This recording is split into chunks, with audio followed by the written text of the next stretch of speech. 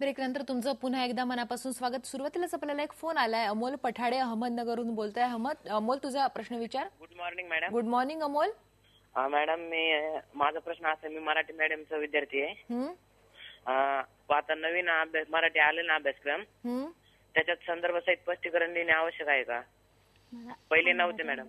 अमोल, खरं म्हणजे आजचा जो विषय आहे तो इंग्रजी माध्यमासाठीचं मराठी, म्हणजे ज्यांचं संपूर्ण इंग्लिश मीडियम आहे त्यांच्यासाठीचं मराठी आहे, पण तरी सुद्धा आपण मॅडम कडून उत्तर घेऊ त्याचं की संदर्भासहित तो मराठी मीडियमचा विद्यार्थी असल्यामुळे त्याला संदर्भ देणं, स्पष्टीकरण देणं आणि त्याची वैशिष्ट्ये देणं हे तिन्ही गरजेचं आहे। कारण त्यांचं उच्चस्तरीय मानलं जातं, प्रथम भाषा म्हणून येतं, त्यामुळे त्याने ते देणं गरजेचं आहे। सायली खोले बोलते पुण्याहून आपल्यासोबत। सायली, प्रश्न विचार तुझा। माझा प्रश्न असा आहे की माझे दोन प्रश्न आहेत। तो पहिला की चॅप्टर्सचे जे क्वेश्चन आन्सर त्यातून महत्त्वाचे कोणते आहेत प्रश्न, आणि कवितेचे जे प्रश्न आहेत त्याच्यातून महत्त्वाचे प्रश्न कोणते आहेत, आणि सूचनेप्रमाणे वाक्यात बदल करा हे चॅप्टरच्या मागूनच येतात का? पहिले आपण एक काम करू मॅडम, तिला धड्यांमधले कोणते महत्वाचे प्रश्न येऊ शकतात ते आणि कवितांवरचे ते थोडंसं सांगूयात, तुम्ही जर काढून आणले असतील तर। धड्यांमधलं सांगते। पहिलं, दिनू आणि दामू परस्परांच्या कोणत्या तक्रारी आईजवळ करीत आहे? मेघांची कोणकोणती कुळे झाली किंवा मराठीचा पाळणा कसा सजविला?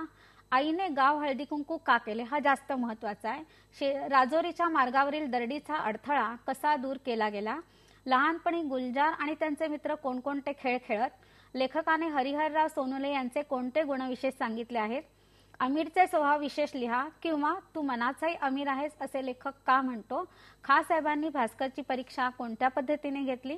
आपला मुलगा पास झाल्याचा आनंद अक्का का व्यक्त करत नव्हती?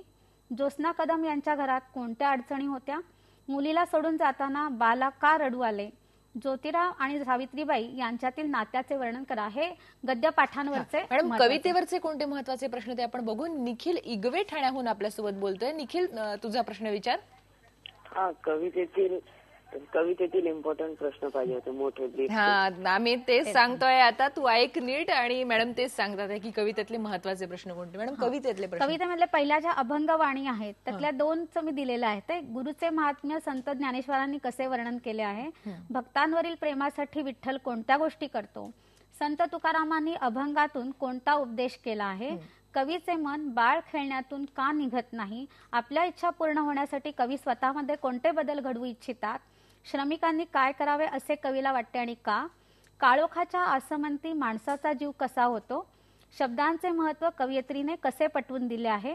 कवीने पावसाची आराधना कोणत्या शब्दात केली आहे? हे कवितेवरचे महत्वाचे प्रश्न आहे। मॅडम, आणखी एक प्रश्न तिने विचारला होता की सूचनेप्रमाणे बदल करा हे जे काही येतं ते धड्याच्या मागचंच येतं का? असं काही सांगता येत नाही, कारण व्याकरणातला हा जो प्रश्न असतो तो फक्त एक महत्वाचं असतं की मराठी वाचनपाठ या पुस्तकातलीच कोणती तरी वाक्य शक्यतो त्यांनी दिली असतात। बोलू आपण त्याच्याबद्दल। चेतन माळी बोलतोय मुंबईहून आपल्यासोबत। चेतन, प्रश्न विचार तुझा। चेतन, प्रश्न विचार। Hello, Chetan, good morning Chetan. महत्वाचे निबंध कोणते आहेत आपल्यासाठी? महत्वाचे निबंध कोणते हा प्रणवनी पण प्रश्न विचारला होता, त्याचं आपण उत्तर देऊया की महत्वाचे निबंध कुठले येऊ शकतात। बरोबर।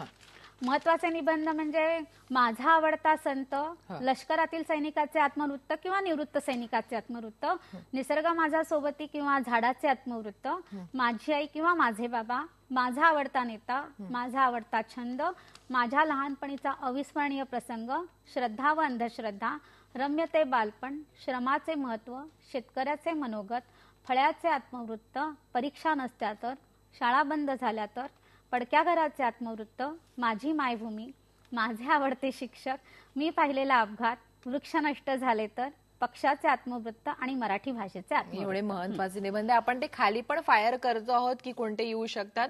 मॅडम आपल्यासोबत आहे तुमच्या प्रश्नांची उत्तरं द्यायला। शेवटचा आता इतके कमी दिवस उरले तर कसा अभ्यास करायचा हे सांगायला इथे आपण एक ब्रेक घेणार आहोत। पहा फक्त IBN लोकमत।